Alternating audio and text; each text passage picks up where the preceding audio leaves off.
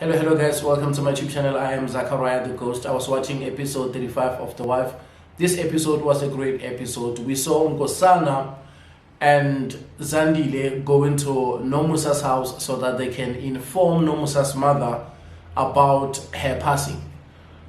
The opening was a bit sad simply because of Nomusa's mom couldn't, receive the news well.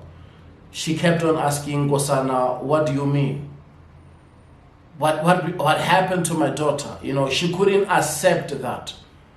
And we have seen that Thebe was sitting beside, his grandmother. Nomusa's mom was heartbroken simply because of she was expecting a lot from Nomusa. She thought Nomusa will come home and will be with them so that they can both raise Thebe. Zandile tried to console her by saying, you can call me if you need me. Nomusa really loves you with all her heart, and I know that you also loved Nomusa. And the way she responded, she was angry at Zandile because she said, you used my daughter. Do you think whatever that you're saying will bring her back?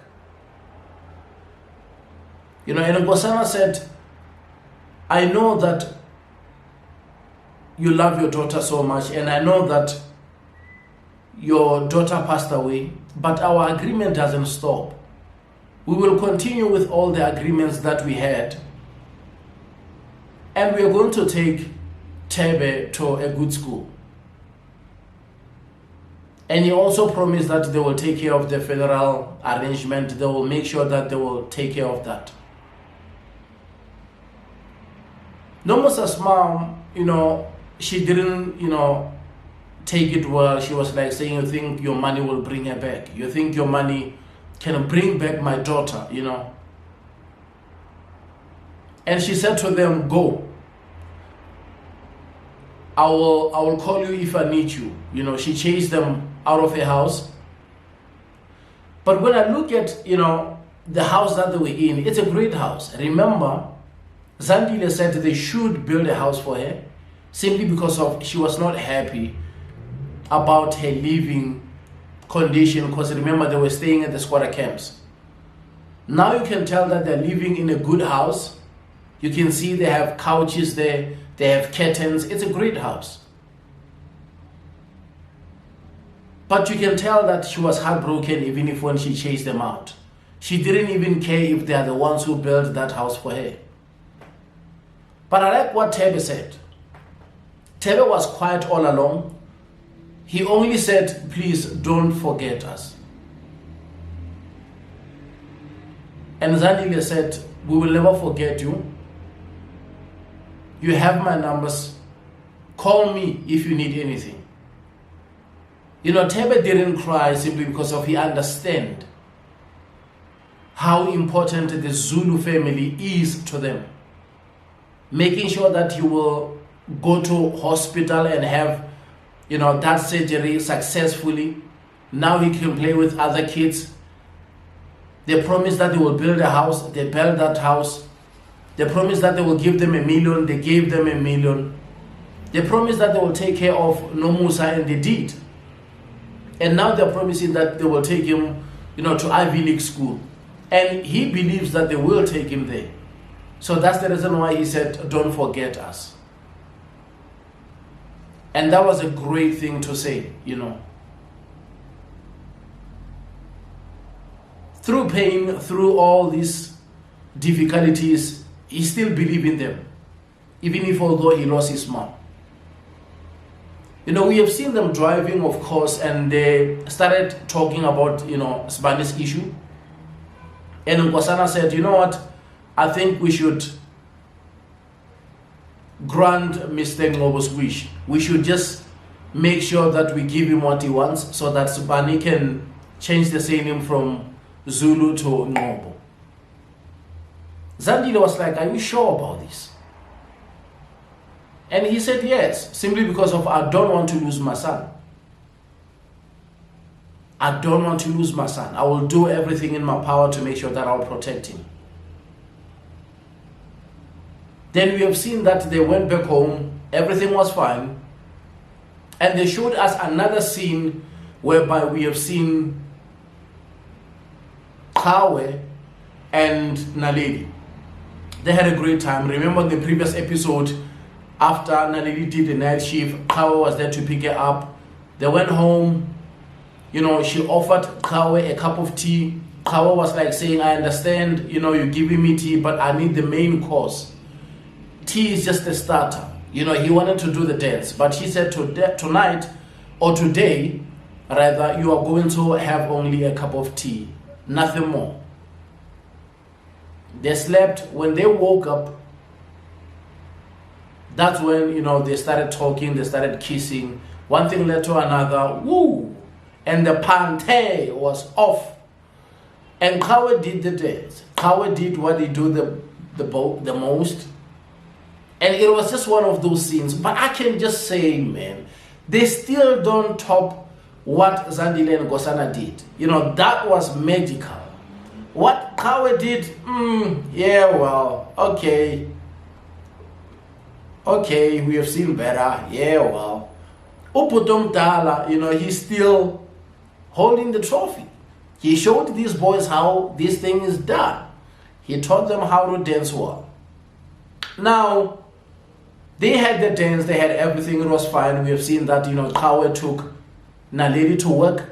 And Naledi was more concerned about Qhawe, if he will still treat her the same. Since now he already did the dance. And Qhawe was like saying, no, don't even worry about that. Don't worry about that. I'm going to treat you well. And I just want to spend the rest of my life with you. I promise you that. Don't even worry simply because of now we slept. Now I will be pulling away. It's not going to happen that way. I'm going to make sure that I will be in your life. It was a great thing. He was assuring her that I'm your man. I'm your guy. Relax with me. And also we have seen that going back to Nkosana and Zandile, we have seen that Nkosana decided to call his brothers, and they had to, you know, burn the incense in Impepo to connect with the ancestors. They also burned the candles, and he spoke with the ancestors. That's how things are done. And he told the ancestors that, you know that Sibani is your grandchild. He is using the Zulu name, but we have a problem right now. Can you please allow this thing to happen the right way? Can you please connect with the Mobose ancestors so that you guys, both of you guys, can find a common ground, can find an understanding that this is your grandson and he shouldn't be punished that way. He was like asking both ancestors from Ngobo and Zulu to work together and make sure that they protect their grandchild. Of course, he sent mqhele to go and buy Impepo. And while mqhele was on his way back, that's when he called Qhawe. And he said, Qhawe, listen, we have a problem with Lux. He is digging deep now. He is researching about, you know, the CIT and also about Zandile, so we should silence him. And I want you to do that right away. You need to go there and make sure that you take care of him. And Qhawe, you know, agreed. He said, no, I will go there, I will take care of him. In the meantime, mqhele was with Uputomtala and Nkosana while they were busy connecting with the ancestors, informing them about what they're about to do, simply because of now, Sibane has to change the surname. Everything went well, they were burning white candles. And in the meantime, we have seen that Qhawe, after he got the message from mqhele, he decided to go to a place where Lux work. And we have seen that Lux was putting 2 plus 2 together. And he discovered that Zandile was there at the funeral. Simply because of, remember, in the previous episode, he was writing the name Zandile down. And he followed up, you know, with that. He went online and he checked the stories and he found out that Zandile was arrested for killing, you know, her biological mother. And now when he followed the story, he understood that there is no way Zandile can be out. And how come did I see Zandile at the funeral of Sambulu? That's when he started putting 2 plus 2 together. He has his own board whereby he's putting pictures so that he can, solve the problem. And we have seen that he wrote the article, and the article was done, and from thereafter he made sure that he had a backup. He copied that same article to his USB. That was smart. In case if maybe somebody break in there and steal the laptop, in case if anything happened, he knew that he need to have a backup so that he can publish the story. He did everything. Now on his way home, that's when, qhawe drove straight over him. And that scene was just brutal. And he made sure that he also shoot him when he was on the ground, to make sure that he doesn't survive. But somehow he survived, because also, when they were reporting, they reported that he survived, he was gunned down, and now he is at this hospital. They even mentioned this hospital where he was. I mean, journalism sometimes is just something else. They just expose where he was. And now Mqhele and others, they were listening to news, and they decided to go back to the hospital so that they can finish him. We have seen Mqhele and qhawe in a car, and qhawe was like saying before, I cannot do this simply because of Naledi is working here. Naledi is working here, it's going to be very difficult. And Mqhele said, you failed to kill him the first time, you must go and finish him. And we have seen, qhawe going in with the injection that he was supposed to use. And while he was there at the hospital bed, that's when Naledi showed up. And Naledi found him there. And she was like saying, qhawe, are you lost? Olahlekile. Olahlekile means, are you lost? Because he was not even supposed to be there. That's how the episode ended. But let me go back, simply because there was a scene whereby